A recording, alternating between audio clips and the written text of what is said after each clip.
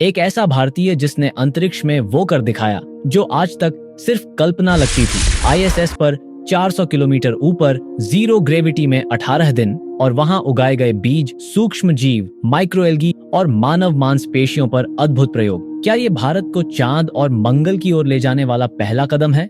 इस मिशन में छिपे हैं कई ऐसे रहस्य जो हमारे भविष्य को बदल सकते हैं। 25 जून 2025 कैनेडी स्पेस सेंटर से स्पेसएक्स के रॉकेट में बैठकर एक भारतीय ने कदम बढ़ाया अंतरिक्ष की ओर। नाम था ग्रुप कैप्टन शुभांशु शुक्ला। राकेश शर्मा के बाद पहली बार कोई भारतीय इंटरनेशनल स्पेस स्टेशन तक पहुंचा, लेकिन इस बार मकसद सिर्फ दिखावा नहीं बल्कि 60 वैज्ञानिक प्रयोग, 7 भारतीय रिसर्च मिशन और भविष्य के लिए एक नई योजना का आधार बनाना था गगनयान। भारत जो अब तक रॉकेट भेजता था, अब इंसान भेज रहा था। लेकिन वहां क्या किया गया, क्या देखा, क्या सीखा और ये कैसे बदलेगा भारत का स्पेस फ्यूचर? आइए जानते हैं इस रोमांचक मिशन की पूरी कहानी। मिशन की शुरुआत और लिफ्ट ऑफ। शुभांशु शुक्ला भारतीय वायुसेना के फाइटर पायलट, IISc से एरोस्पेस इंजीनियरिंग में M.Tech और गगनयान के लिए चुने गए 4 अंतरिक्ष यात्रियों में से एक। स्पेस एक्स का रॉकेट एक्सियम 4 मिशन लेकर उड़ा। 4 देशों के प्रतिनिधि, अमेरिका, पोलैंड, हंगरी और भारत। 26 जून को ISS से डॉक हुआ और शुरू हुई 18 दिनों की माइक्रोग्रेविटी जर्नी, जीरो ग्रेविटी का पहला अनुभव।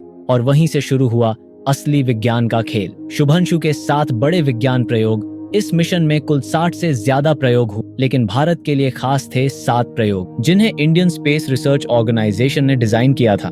आइए जानते हैं हर प्रयोग का रहस्य। मायोजेनेसिस, माइक्रोग्रेविटी में मांसपेशियां कैसे सिकुड़ती हैं, इसका अध्ययन। ये जानना जरूरी था ताकि भविष्य के मार्स मिशन में एस्ट्रोनॉट की हेल्थ बनी रहे। टार्डिग्रेड्स, ये छोटे से जानवर जो वैक्यूम और रेडिएशन तक सह लेते हैं, क्या हम इंसानों को भी स्पेस में ऐसे ही रिजिलिएंट बना सकते हैं? सीड जर्मिनेशन, मेथी और मूंग की बीज उगाई गई। देखना था कि स्पेस में कौन से जीन एक्टिव होते हैं। भविष्य में अंतरिक्ष कृषि के लिए ये प्रयोग फाउंडेशन हो सकते हैं। साइनोबैक्टीरिया, क्या ये स्पेस में ऑक्सीजन और फ्यूल बना सकते हैं? मून बेस के लिए ऑक्सीजन सोर्स बनने की संभावना। माइक्रो एल्गे, स्पेस में भोजन, ऑक्सीजन और बायोफ्यूल के लिए इन्हें उगाया गया। मास कॉलोनाइजेशन का सपना यहीं से शुरू। क्रॉप सीड्स जेनेटिक्स, 6 प्रकार के बीजों पर माइक्रोग्रेविटी का असर देखा गया। वापस धरती पर इन्हें उगाकर DNA म्यूटेशन का विश्लेषण होगा। जनता और प्रधानमंत्री से संपर्क। शुभांशु का मिशन सिर्फ विज्ञान नहीं था, वो भारत के लोगों से जुड़ा था।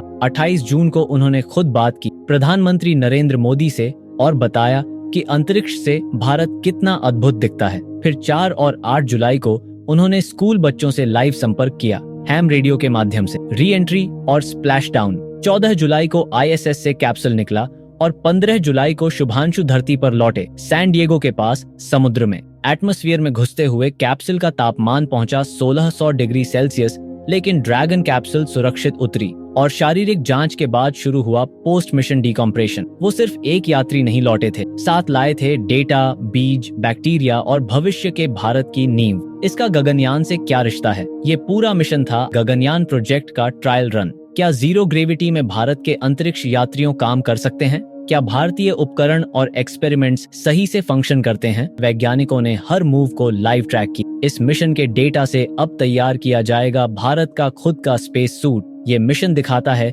कि अब भारत सिर्फ ऑब्जर्वर नहीं, एक्टिव पार्टिसिपेंट है ग्लोबल ह्यूमन स्पेस प्रोग्राम में। क्या अब भारत चांद और मंगल पर जाएगा? शुभांशु शुक्ला का ये मिशन सिर्फ 18 दिनों की स्पेस यात्रा नहीं, ये भारत की अंतरिक्ष क्रांति की शुरुआत है। अब सवाल ये नहीं कि भारत अंतरिक्ष में जाएगा या नहीं, सवाल ये है भारत सबसे पहले कहाँ पहुँचेगा? मून बेस, मार्स कॉलोनी या डीप स्पेस ऑब्जर्वेटरी? जो बीज शुभांशु ने अंतरिक्ष में उगाए, शायद वही बीज हमें स्टार्स तक पहुंचाएंगे। तो अगली बार जब आप आसमान में झांकें, याद रखिए एक भारतीय वहां जाकर लौटा है और अगली उड़ान शायद किसी और भारतीय। तो दोस्तों, अगर यह वीडियो आपको प्रेरणादायक लगा तो एक लाइक जरूर करें और कमेंट में बताएं अगर मौका मिले तो क्या आप स्पेस में जाना चाहेंगे। और हाँ, ऐसे ही अद्भुत, सच्चे और विज्ञान से भरे फैक्ट्स के लिए सब्सक्राइब करें हमारे चैनल को, क्योंकि अगला अंतरिक्ष यात्री शायद आप हों। जय हिंद।